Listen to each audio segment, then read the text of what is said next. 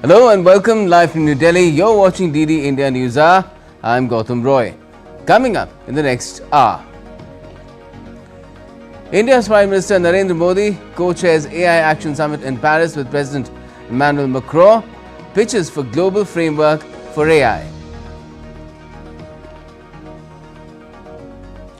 61 nations, including India, signed the Paris Communique calling for open, ethical and safe AI. European Commission chief says the EU aims to mobilize 200 billion euros for artificial intelligence investments. The World Government Summit opens in Dubai. Transition from industrial age to intelligence age dominates talks. And world leaders vow to retaliate against Trump's 25% tariff threat on steel and aluminium.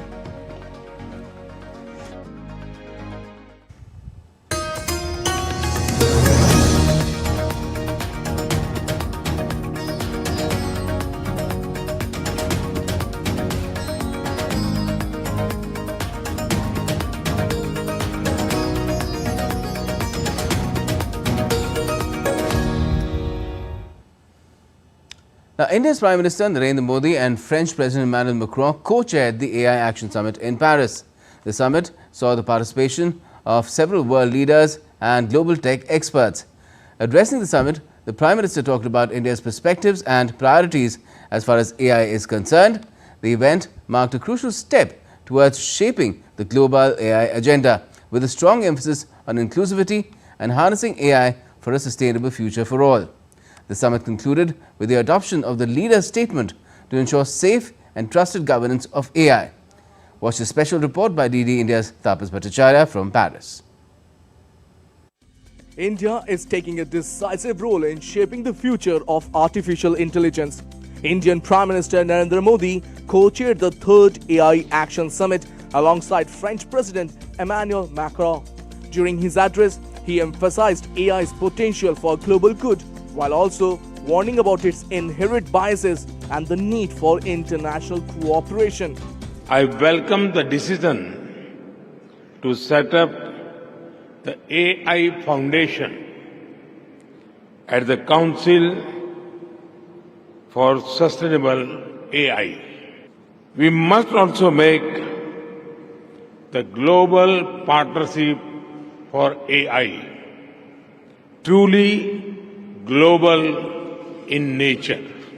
To build on the momentum of this Action Summit, India would be happy to host the next summit.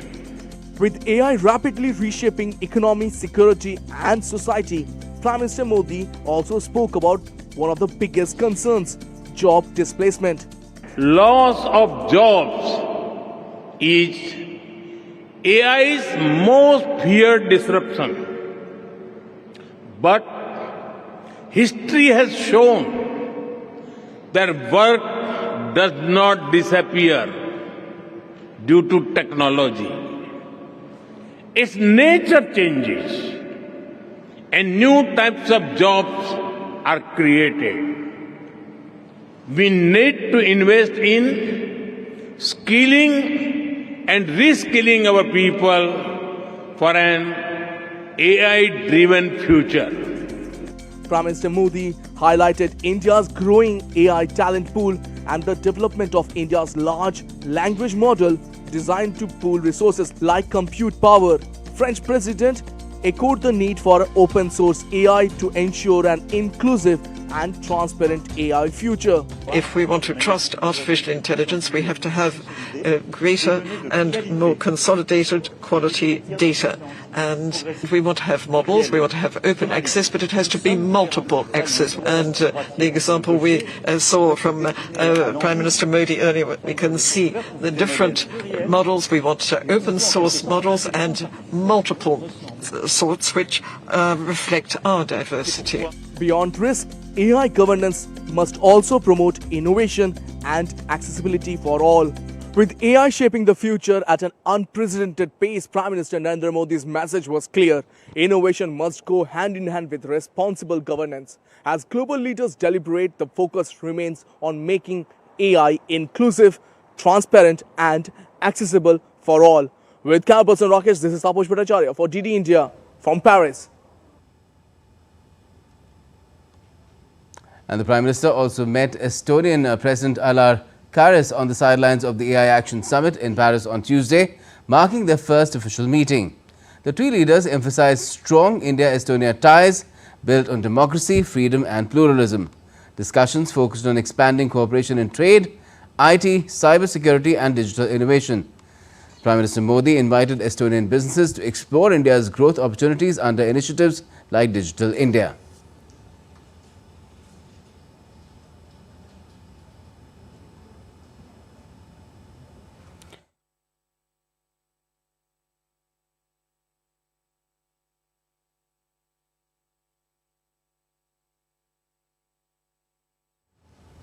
Now, the AI Action Summit in Paris, France, brought to the fore the division among world leaders and technology executives on how to safely embrace and move forward with artificial intelligence. US Vice President J.D. Vance warned against excessive regulation of AI and also against relying on using technology exported by authoritarian regimes. However, European leaders, including French President Macron and European Commission President Ursula von der Leyen, pushed for AI regulation to ensure trust in this new tech. Besides, US and UK did not sign the Paris AI Summit's declaration entitled Statement on Inclusive and Sustainable Artificial Intelligence. Fuzail Ahmed reports. As the technology takes root, mood on artificial intelligence shifted from concerns around safety to geopolitical competition at the AI Action Summit in Paris. The debate ranged from authoritarian censorship to the need for rules to govern AI and from freeing AI from ideological bias to serving humanity. French President Emmanuel Macron stressed regulation was needed to ensure trust in AI. As we have done during this summit, we need to continue to advance international governance of artificial intelligence, that which, in essence, based on the actions and coalitions that we have launched today, will enable us to consolidate the elements of trust in artificial intelligence. Alongside this, movement of acceleration and innovation, and will enable us to set the rules, because we need these rules for artificial intelligence to move forward. The European Commission President also launched Invest AI, an initiative to mobilize 200 billion euros for investment in AI, including a new European fund of 20 billion euros for AI gigafactories. Yes, AI needs competition, but AI also needs collaboration. And AI needs the confidence of the people and has to be safe. And actually, this is the purpose of the AI Act, to provide for one single set of safe rules across the European Union, 450 million people, instead of 27 different national regulations, and safety is in the interest of business. However, US Vice President J.D. Vance seems to differ with the European leaders. Vance remarked, massive regulations on artificial intelligence could strangle the technology and rejected content moderation as authoritarian censorship. We feel very strongly that AI must remain free from ideological bias and that American AI will not be co-opted into a tool for authoritarian censorship. Google CEO Sundar Pichai highlighted few advantages of artificial intelligence. It will both unleash creativity in the tools of artists and so on, but people can use it to create deep fakes. So we are early on working on technology like SynthID, watermarking technology. We will need standards, and those are areas where governments and private companies can work together to create a standardized way to detect deep fakes. The United States and the United Kingdom did not sign the Paris AI Summit's declaration entitled Statement on Inclusive and Sustainable Artificial Intelligence. The UK government cited national interest for not signing the AI summit statement. With Fuzail Ahmed, Amit Mukherjee for DD India. Now, the next AI summit will be hosted in India and likely by the end of this year or early next year. In an exclusive interaction with DD India's Tapas Bhattacharya, Secretary, Ministry of Electronics and IT S. Krishnan confirmed the development. Joining me is Secretary Mighty S. Krishnan to talk about India's chances of hosting. Sir, Prime Minister proposed that India will be hosting the summit, next fourth summit of AI. What is the latest update on that? Today, in his concluding statement before the AI Action Summit here in Paris, the Honorable Prime Minister made an offer to host the next AI Summit in India, and the offer appeared to be accepted by all the other countries who were present, and they were grateful for the acceptance of the offer. And we will now work on fitting in this particular summit within the overall schedule of international events world over in the AI space. And we will also identify a suitable venue in India to hold the event. Any particular time frame you guys are looking at? November 2023 was when the Bletchley Park AI Safety Summit was held. The Seoul Summit was held in May of 24.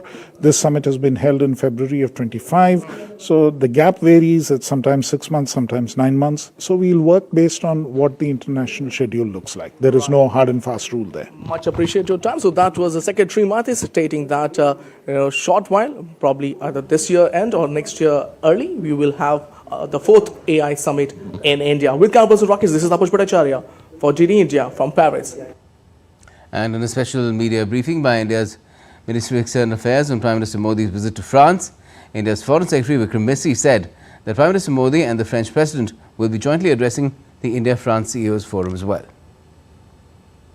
This evening, Prime Minister will be co-chairing or the Prime Minister and the President will be jointly addressing the India-France CEOs Forum, and following that, Prime Minister will depart for Marseille, where also bilateral engagements between him and President Macron are foreseen. The Foreign Secretary also said that Prime Minister Modi interacted with several leaders and representatives of the tech industry at the AI Action Summit. On the bilateral front, I think the summit adds yet another aspect to the growing India-France strategic partnership. In keeping with our track record of cooperation in a number of areas, whether it's space, defense, nuclear, critical technologies, it's only natural that we cooperate in the artificial intelligence sphere as well. And you'll be seeing as the visit goes on that there will be bilateral deliverables as well on the AI front. And we'll be talking about this extensively with our special guests as well, experts in the field, in just a bit, but still to come on DD India News Hour. The world steels itself to combat the latest Trump tariff threat of 25% levies on imported steel and aluminum.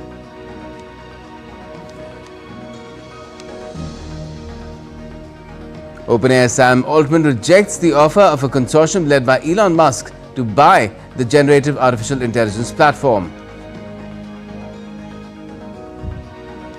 And the third edition of India Energy Week gets underway in New Delhi.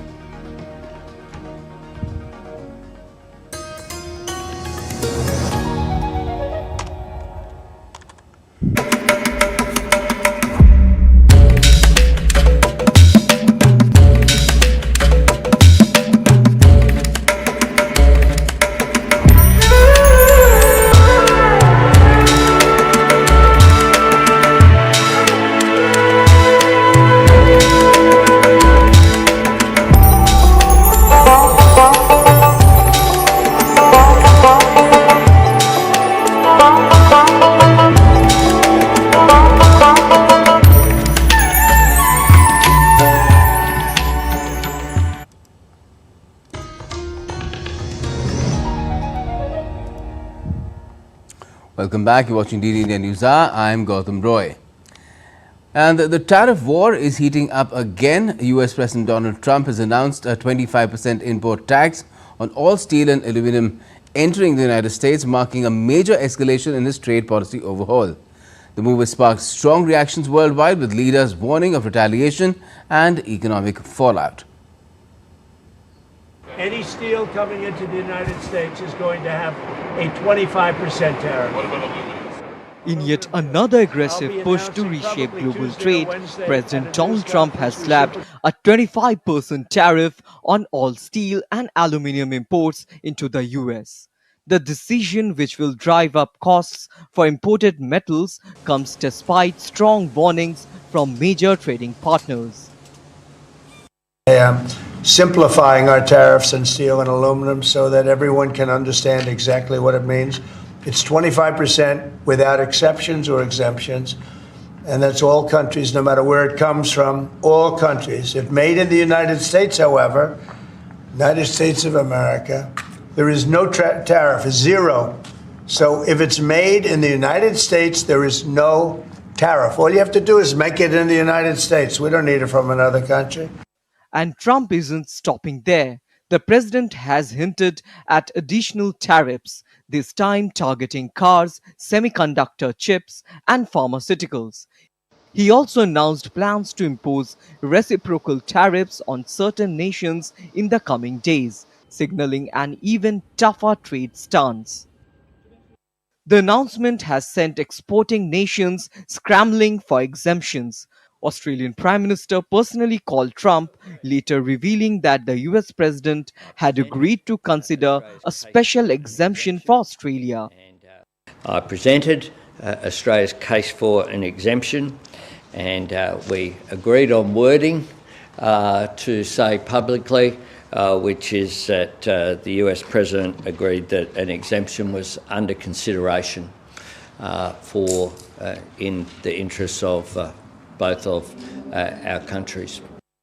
Higher steel prices in the US could increase construction costs, affecting everything from infrastructure projects to home building.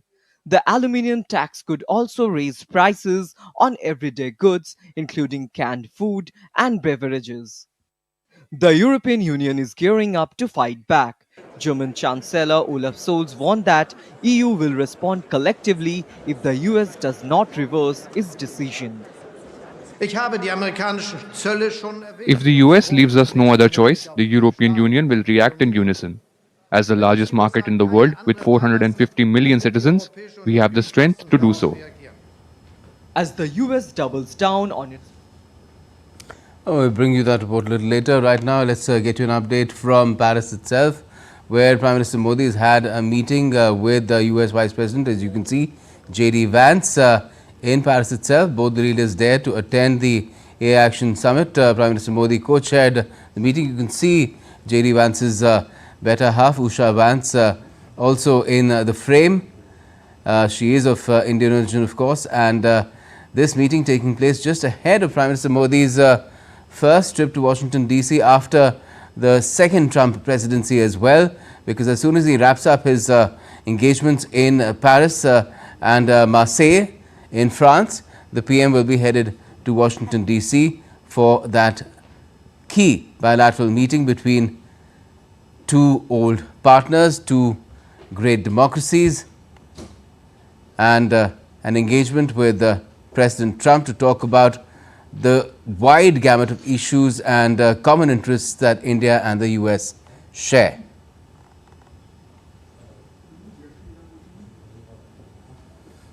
These are the latest images that we're getting you from Paris, where India's Prime Minister Modi has had a bilateral meeting with American Vice President J.D. Vance. This is on the sidelines of his visit to Paris, where Prime Minister Modi will not only be having a bilateral meeting later in Marseille with the French President, that's Emmanuel Macron, but he's co-chaired the AI Action Summit with President Macron in Paris, where J.D. Vance was also there representing the US, his President Donald Trump, and the occasion cropped up to have a one-on-one meet as well. Now, as for Donald Trump, well, he has suggested that Ukraine may be Russian someday as Vice President J.D. Vance prepares for talks with Ukrainian President Volodymyr Zelensky later this week in Washington, D.C. Speaking in a televised interview, the U.S. President reiterated his push to end the 3-year-long Russia-Ukraine conflict.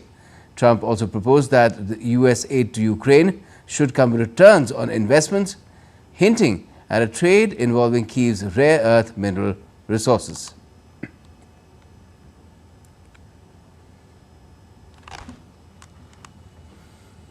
The fragile Gaza ceasefire is under further strain after U.S. President Donald Trump warned of severe consequences if the Hamas does not release all Israeli hostages by the weekend.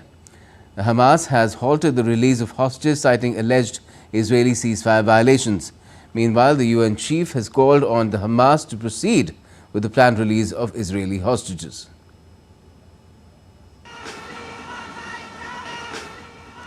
The ongoing Gaza ceasefire appeared increasingly fragile on Tuesday following strong remarks by US President Donald Trump, who warned that all hell would break out if Hamas did not release all Israeli hostages by the weekend. If all of the hostages aren't returned by Saturday at 12 o'clock, I think it's an appropriate time.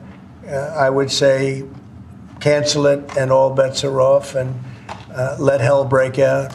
I'd say they ought to be returned by 12 o'clock on Saturday, and if they're not returned, all of them, not in drips and drabs, not 2 and 1 and 3 and 4 and 2. Hamas announced on Monday that it would halt the release of Israeli hostages until further notice, citing alleged Israeli violations of the ceasefire agreement in Gaza. Ramping up pressure on neighboring countries to take in Palestinians, President Trump reiterated on Tuesday that all Palestinians would leave the Gaza Strip when they have a better alternative, adding that it's a hellhole. I think he'll take. I do think he'll take, and I think other countries will take also. They have good hearts. I think they'll take. They're all going to leave when they have a place that's a better alternative. When they have a nice place that's safe, they're all going to leave. It's a hellhole right now. Meanwhile, UN Chief Antonio Guterres called on Hamas to proceed with the planned release of Israeli hostages.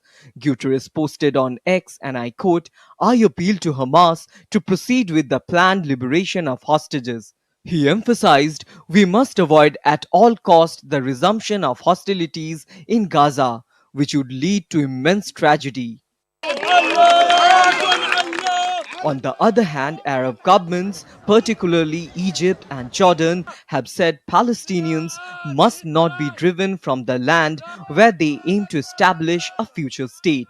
On Tuesday, Jordanian lawyers gathered in front of their parliament to protest calls for the displacement of Palestinians from Gaza to Jordan.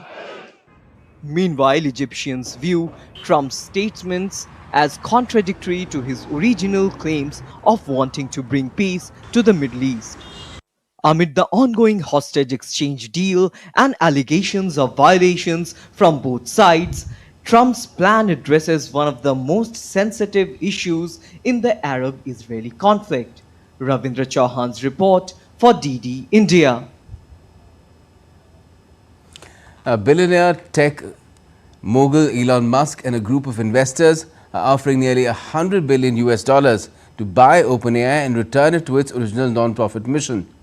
OpenAI CEO Sam Altman has, however, rejected the offer. Musk is engaged in a legal battle contesting OpenAI's move towards becoming a for-profit entity. Tech billionaire Elon Musk-led group has offered nearly $100 billion to buy ChatGPT maker OpenAI, a deal that could transform the future of artificial intelligence and escalate the legal dispute between Musk and OpenAI. Musk and his own AI startup, xAI, and a consortium of investment firms want to take control of the ChatGPT maker and revert it to its original charitable mission as a non-profit research lab. The offer, tabled at $97.4 billion, is much lower than the $157 billion the company was valued at its latest funding round in October last year. Talks over a further funding round reportedly value it at now $300 billion. OpenAI CEO Sam Altman turned down Musk's proposal and offered to buy Twitter instead. OpenAI is now trying to transition into a for-profit from a non-profit entity, which it says is required to secure the capital needed for developing the best AI models. Musk has a long-standing feud with OpenAI CEO Sam Altman and has filed a number of legal complaints against the company and Altman, claiming that the AI company and its leadership have misinterpreted OpenAI as a philanthropy. Musk sued Altman and others in August last year, claiming they violated contract provisions by putting profit ahead of the public good in the push to advance AI. Musk co-founded OpenAI with Altman in 2015 as a non-profit, but left before the company took off. He founded the competing AI startup xAI in 2023. Musk recently criticized a $500 billion OpenAI-led project announced by Trump at the White House. With Bureau Inputs, Anamika Pandey's report for DD India. Now, the 2025 World Government Summit began in Dubai on Tuesday with opening remarks from Mohammed Al Gergawi, UAE Minister of Cabinet Affairs and Chairman of the summit. He emphasized that the next 25 years will bring unprecedented progress in human history. Founded in 2013, the summit explores the future of governments and will host heads of state, international organizations and private sector leaders. The event will run till the 13th of February.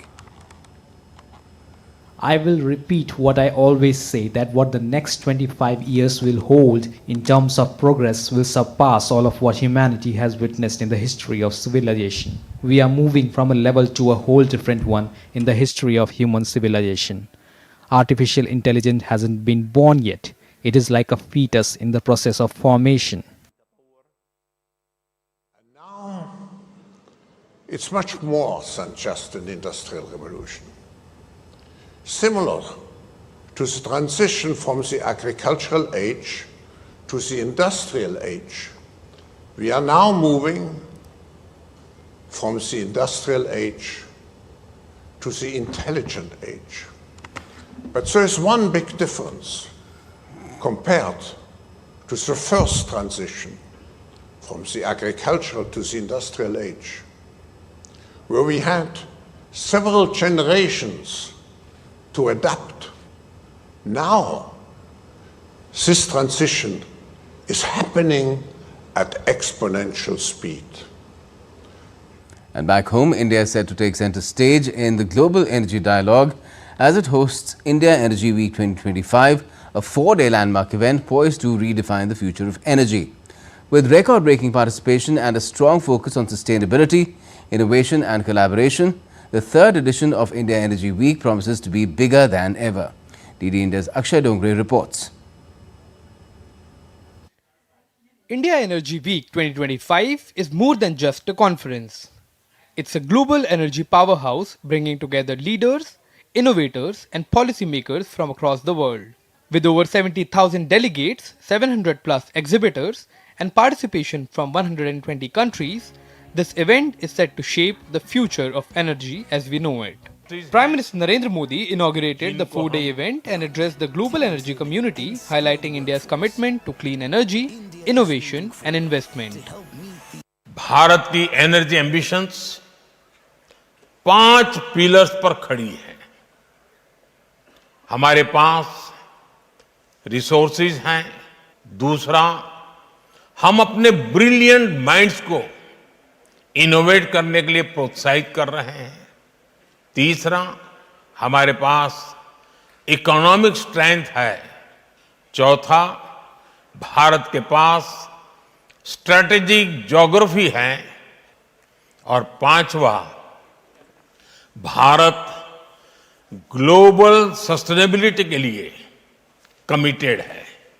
Prime Minister Modi also highlighted India's key green targets: 500 gigawatt of renewable energy by 2030, 5 million metric tons of green hydrogen production, and 19% ethanol blending, which is reducing emissions and boosting farmer incomes. साल 2030 तक हम 500 gigawatt renewable energy capacity add करना चाहते हैं। साल 2030 तक हम हर साल 5 million metric tonne green hydrogen कर सके, ये हमारा लक्ष्य है। PM Modi also spoke about India's expanding hydrocarbon sector with policy reforms like the open acreage licensing policy and a 20% expansion in refining capacity, making India the fourth largest refining hub globally. Demonstrating India's strides in sustainable mobility, Energy Minister Hardeep Singh Puri, along with foreign energy ministers, participated in a symbolic hydrogen bus ride. This initiative showcased India's progress in clean transportation technologies and its commitment to reducing carbon emission in line with global climate goals. You know, if you look at what you say, if you move away from fossil fuels totally, what will your refineries do? They make petchem. As it is, India's consumption, our average consumption is 1/3 of the global average. The IEW 2025 is hosting 100 strategic sessions and technical conferences. The event features 90 CEOs from global energy giants like BP, Total Energies and ADNOC, along with over 20 foreign energy ministers, making it a true global gathering. As India races towards becoming a developed economy by 2047, energy remains at the core of that growth engine. And sure, at Yashobhumi, India is also making huge strides towards making that fast growth a sustainable one as well. With camera person Radhe Krishna Tiwari, I'm Akshay Dongre, TD India. Now let's take a look at some other stories making news around the world as well. Well, plum trees that have just started to bloom delighted visitors at an annual festival at the Karakuen Garden in North Tokyo. The Plum Blossom Festival began on Tuesday at Karakuen Garden, which is about 3,000 plum trees featuring around 100 varieties. Traditional activities started across China to welcome the arrival of the Lantern Festival, drawing eager holidaymakers to cultural-rich destinations. Thousands of visitors visited to witness traditional performances including lion dances, traditional lantern displays and folk songs.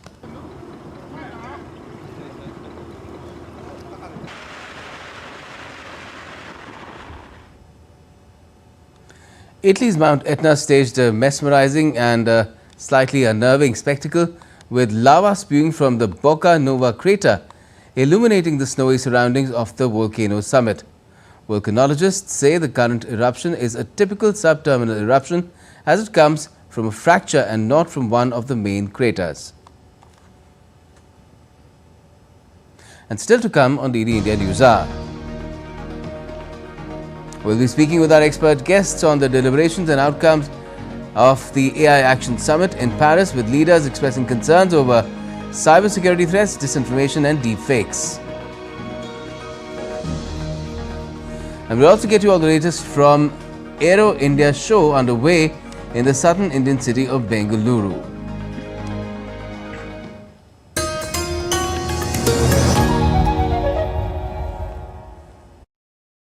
Prasar Bharati, in collaboration with IIT Delhi and Software Technology Parks of India, is organizing the DD Robocon 2025 this year as well. In this National Robotic Championship, engineering students will get ample opportunities to showcase their ingenuity and potential. The national selection for this championship will be held on the 12th and 13th of July, and the winning team will get an opportunity to participate in the International ABU Robocon Championship to be held in Mongolia in August this year. So, hurry up. The last date of registration is the 16th of February.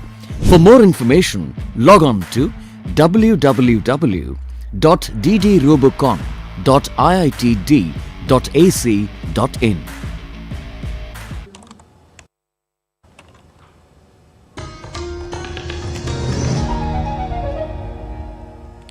Welcome back. You're watching DD India News Hour. I'm Gautam Roy.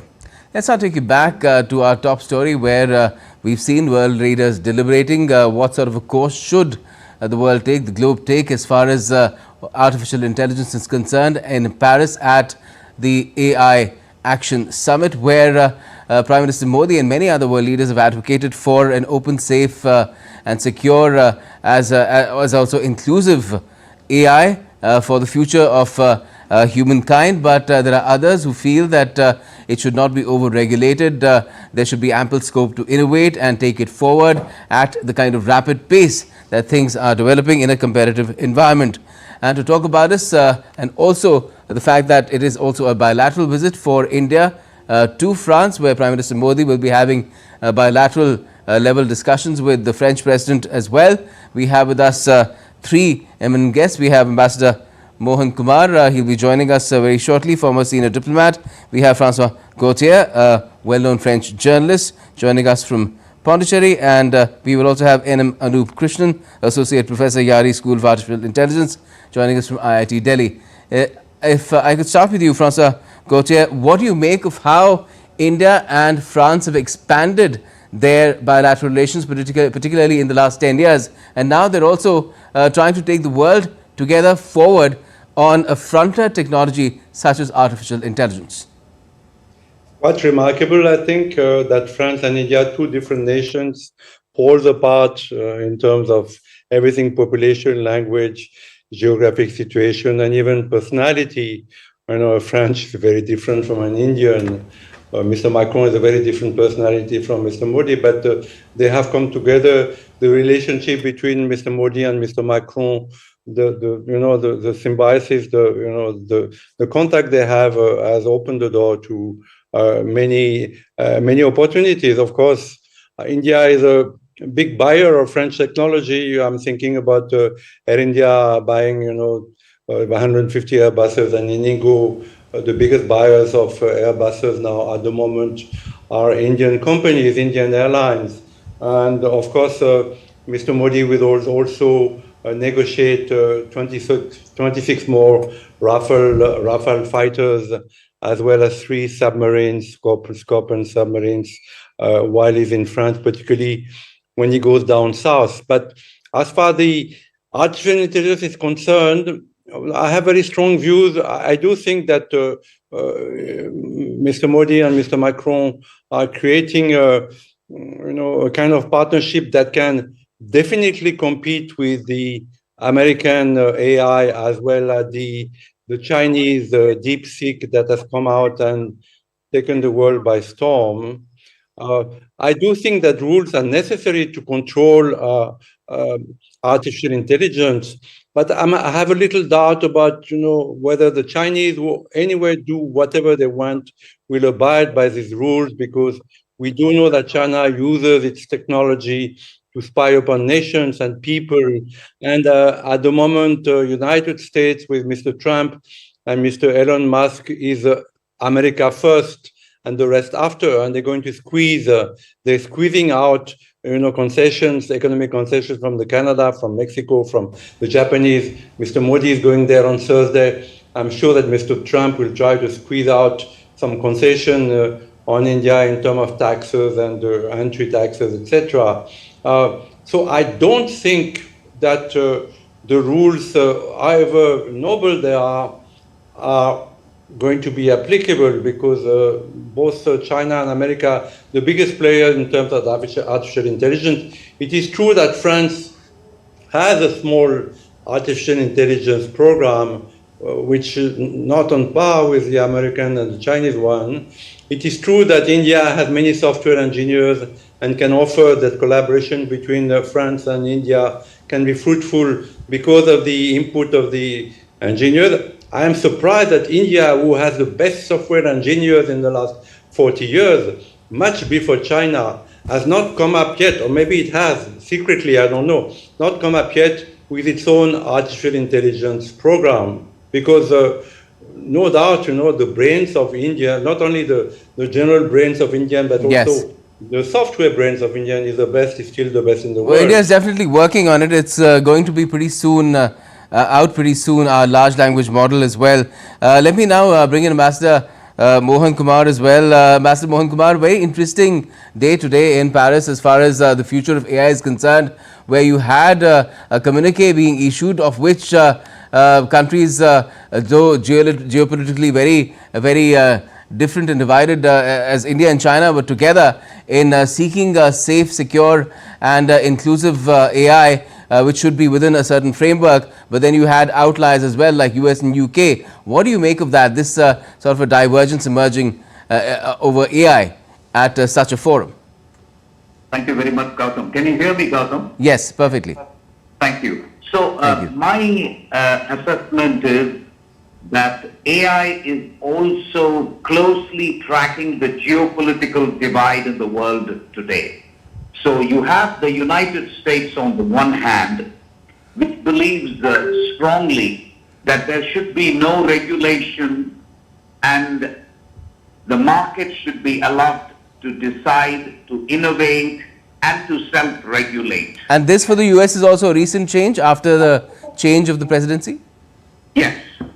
My view is that the US is not at all inclined to regulate because they believe firmly that any regulation will choke innovation. I think the Vice President said as much in his speech. You then have the Chinese model, which is completely state-driven, and that is not something either the European Union or India can actually adopt. This leaves the EU and India in a very interesting situation where we are trying to get the world to adopt a third way, if you like, a third way or a middle way where you have some regulation light, but you will have an open sourced AI. Now, the Silicon Valley tech giants, I don't think are in favor of open source AI because they believe in a closed source AI where AI knowledge is proprietary, governed by intellectual property rights and so on. Because they want to make the most money. I think basically the task confronting France, EU and India. How do you try and achieve the middle ground between these two giants who, as Professor Gautier says, are determined to fight it out? And I'm not surprised that US and UK find the joint statement a little bit too constraining and stifling. So I think this is where we are. I think it's very bold of India to say we are going to host the AI summit next year or the next one. And we will try and see if we can bring these countries together. But I would have to say at this stage that the jury is out. I think we are far away from a global framework which would lead to an inclusive, equitable, and a transparent AI. I think we are a long way from that yet, Gautam. Before I go back to Prasar Bharati, I just wanted to ask you quickly, why doesn't China find it stifling? China too believes that it's in the race, and some people thought that it's inched ahead with DeepSeek. But it's still, I mean, the jury is still out there. There's DeepMind now in the play as well. But why doesn't China find it confining? Does it just find it easier to sign whatever communique there might be in Paris and then just carry on doing what it does? Because China is a very, cold, cynical, intelligent, and self-contained nation that is only looking at China's interest, and to achieve these interests, it has no scruples to use any means, which is not the case for India. India is much more, good and straightforward, and okay, it's always it's always a one-way traffic, I believe, but still, what I wanted to say that whatever regulation you bring, I'm writing 2 books at the moment, one on biography of Darashuko and the other on pranayama, 2 different subjects. But I can write the book with GP chat. I mean, whatever regulations you make, I can do a photo, that nobody will know whether it's a genuine or fake photo, and I can write an entire book. I can write a script with GP chat. Who's going to stop people? Who's going to stop people, a nation, to use GP chat for their own use when they're cynical like China and and isolationist like America? The third way is good, definitely. France and India are doing the right thing, but is it practical? I'm not sure. I mean, the non-alignment movement was also a very, very noble, goal that we don't want to be part of Soviet Union. We don't want to be a part of the United States. We want to have a different way, a third way, but it didn't work. So I'm a little cynical about this wonderful, summit that is going on now, because America will do what it wants, and China is without scruples, and it will use the artificial intelligence for its own, not very noble means, which is spying on people, building the biggest dam in the Himalayas, containing India, and so I'm not cynical. I'm realistic. I think that yes, because as far as China is concerned, a lot of countries are putting up firewalls. They're issuing advisories, and it's against China's interest then to sound a bit exclusivist, and perhaps which is why, for the record, it's saying that it wants a certain kind of AI, but it'll keep on developing what it wants to. At this point, I'll thank you, Prasar Bharati, because we have to take a third guest on as well. And in the meantime, let me ask you, Ambassador Mohan Kumar, how significant is then this sort of a coming together of India and France, trying to take the entire world along to come up with a framework which is acceptable to all? And also, there is, of course, Europe in the play, saying that we're now going to, get right with right earnest into this race, this AI race. And we had Ursula von der Leyen saying that 200 billion euros will be invested very rapidly. No, I think, to be honest with you, if there are two countries in the world which are capable of adopting a middle path and trying to take the world with them, it's probably France and India. Because you see, the three parameters which decide AI for tomorrow, one is obviously whether it's got to be an open source versus closed source. Secondly, the ethics of AI. What are you going to use it for? Are you going to use it for facial recognition? Are you going to use it for algorithmic bias and so on? So that's the second. And the third, I would say, is really the environmental impact. I mean, we've got the tech companies of Silicon Valley now basically saying they're going to own nuclear plants, so that can then fire or fuel the AI. Now that will leave a staggering carbon footprint, and it will make the environmental crisis much, much worse. The use of water and the use of power that is needed to fuel the AI is very, very significant. So I think France and India are aware that these three issues have to be calibrated carefully. I think the trouble is, as Mr. Gauthier said, the United States is, at least under Trump, is not so concerned about the environment. They are, however, concerned, I think, about the misuse of AI, but they would then go ahead and do whatever it takes, and they believe any regulation chokes off innovation. China, on the other hand, does not have any time for these niceties, if you like. And you ask the question as to why China has signed. My assessment is they simply don't want to be considered as an outlier. Okay. They will sign, but I'm not sure they're too concerned about following whether they'll abide by it or not. Let me quickly bring in NM Anup Krishnan as well. So yes, certainly. Let me bring in Anup Krishnan as well, Associate Professor, Yari School of Artificial Intelligence, IIT Delhi. Anup, what do you make of what's happened in Paris today for the future of AI and the fact that it needs to be, taking the human race forward, but with the kind of guardrails that have always been talked about, but now we're seeing a divide on that subject? That's right. I think, first of all, I think that there is a collective discussion about this topic at a global platform. I think that's really great. There are several serious issues that's been discussed about. For instance, Prime Minister Modi really brought about the topic of how AI can bridge the gap between different countries of different levels. I think the discussions are great. The directions are being taken by several countries to bring in a cohesive theme for the society to move forward. And I think this is important because especially when you think of AI, the data is coming all across from the world, right? I mean, it's not just coming from one particular country, and it's not just coming from one particular group. So when you're using such data for developing models, there need to be a collective consensus on how the data can be used and how that can be used in such a fashion that benefits the society and humanity. So I think we are seeing a lot of conversations happening along that line, and I think that's a great start. Well, let's hope that a lot of progress is made in the right direction where the use of AI and its development is concerned, and of course making it as inclusive as possible so that it benefits everyone and does not add to the skewed nature of how things have been so far as the progress of humanity is concerned. Thanks a lot for joining us and talking about it this evening, both of you.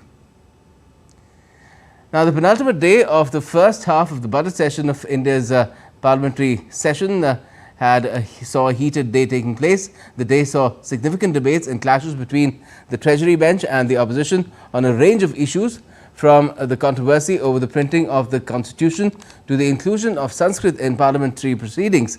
Tensions were high as both sides voiced their concerns. DD India's Anil Thomas gets us the details of the key moments during the day's proceedings. On Tuesday, tensions flared in both houses of parliament as the Treasury bench and the opposition clashed over two major issues. The first debate centered around the printing of the Constitution in the Rajya Sabha, where the government made it clear that only the version of the Constitution approved by Parliament would be permitted for publication. Leader of the House, JP Nadda, accused the opposition of using unnecessary issues for political gain. जब constitution 1950 में implement हुआ, उस वक्त बाबा साहब अम्बेडकर भी जिंदा थे, जवाहरलाल नेहरू थे, वल्लभ भाई पटेल थे, सभी कॉन्स्टिट्यूंट असेंबली के मेंबर थे, तो उसमें कोई बदलाव उस वक्त आपको नहीं दिखा। और आपके जो मुखर्जी है वो भी थे, लेकिन आज आप नए नए शब्द ला रहे। मैं बार बार ये प्रश्न कर रहा हूं कि राधा मोहन जी ने जो प्रश्न उठाया, जिस पर आपने अपना रूलिंग भी दी और आपने कहा किसी से भी हुई है गलती, इसको रेक्टिफाई करना चाहिए। मैं ये जानना चाहता हूं कि विपक्ष को इसमें तकलीफ क्या हुई। Meanwhile, another controversy emerged when DMK MP Dayanidhi Maran raised the issue of parliament proceedings being available in Sanskrit. In response, the Lok Sabha Speaker affirmed that Sanskrit is a core part of India's cultural identity and announced that proceedings will be available in 22 languages, including Sanskrit. Bharat की मूल भाषा संस्कृत रही है और इसीलिए हमने कहा 22 भाषाओं में, केवल संस्कृत में नहीं कहा। आपको संस्कृत की क्यों आपत्ति हुई? आपको संस्कृत भाषा की क्यों आपत्ति हुई? आपको हिंदी में आपत्ति हो, आपको संस्कृत में भाषा हो। भारत में 22 भाषाएं हैं जो संसद में मान्यता प्राप्त है। Both houses also saw a detailed discussion on the national budget, with members from both the ruling party and the opposition sharing their perspectives on the government's fiscal plans. Anil Thomas, DD India. And now let's get you updates from Aero India 2025. Well, on day 2 of the air show, India hosted the Defence Ministers Conclave on the theme Bridge, Building Resilience through International Defence and Global Engagement. The conclave aimed to facilitate dialogue towards strategic partnership with friendly countries. It encapsulated the dynamic geopolitical conditions and the path to mutual prosperity, which can be bridged through cooperation among nations with shared vision of security and development, where India's Defence Minister made the point that the entire defence industrial sector, the stakeholders, can join in ensuring that India becomes a more self-reliant nation in its defence.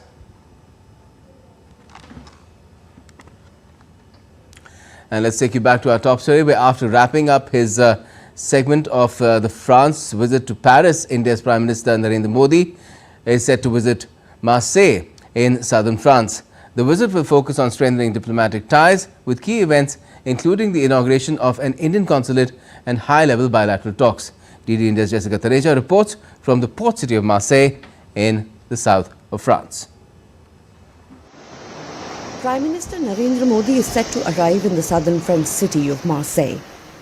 This is Prime Minister Modi's 6th official visit to France and is aimed at further strengthening the India-France strategic partnership. A key highlight of the visit will be the inauguration of a new Indian consulate in Marseille. The decision to open the consulate was announced during Prime Minister's visit to France in 2023. The second diplomatic mission in the French port city will enhance consular access for the Indian diaspora, while also supporting Indian startups and SMEs in navigating regulations, finding local partners, and exploring market opportunities. During his visit, Prime Minister will also pay homage to the Indian soldiers at the Mazak cemetery, honouring their sacrifices. Prime Minister Narendra Modi will pay tribute to the Indian soldiers who laid down their lives during the First World War and were commemorated here at the Mazak cemetery. Marseille served as the base of the Indian soldiers during the 1914 to 1918 war. Throughout the war, they either worked in the port or passed through it. Later in the day, he is scheduled to visit the site of the International Thermonuclear Experimental Reactor, which is a crucial international project in the field of nuclear energy. A visit that both leaders will undertake together to a place called Kadash is the site of the International Thermonuclear Experimental Reactor, which is a project, a high science project in which India is a partner along with a few other countries. Bilateral talks are also scheduled as part of the visit, with discussions expected to focus on key areas of collaboration. While defence, security, civil nuclear cooperation and space remain the principal pillars of India-France strategic partnership, the relationship has expanded in recent years. New areas of cooperation include maritime security, digitalization, cybersecurity, advanced computing, counter-terrorism, climate change, and sustainable development. Jessica Taneja for DD India in Marseille, France. And that's all we have for this edition of DD India News Hour. But let's know your thoughts on the news of the day. For those on the go, you can get all the latest news and updates from India and across the world on DD India's mobile app. It's available on both Android and iOS. You can scan the QR code on the screen and download the app right away. And we'll be back with more news as it breaks here on DD India. I'm Gautam Roy, and from all of us here in Delhi, thanks for watching DD India News Hour.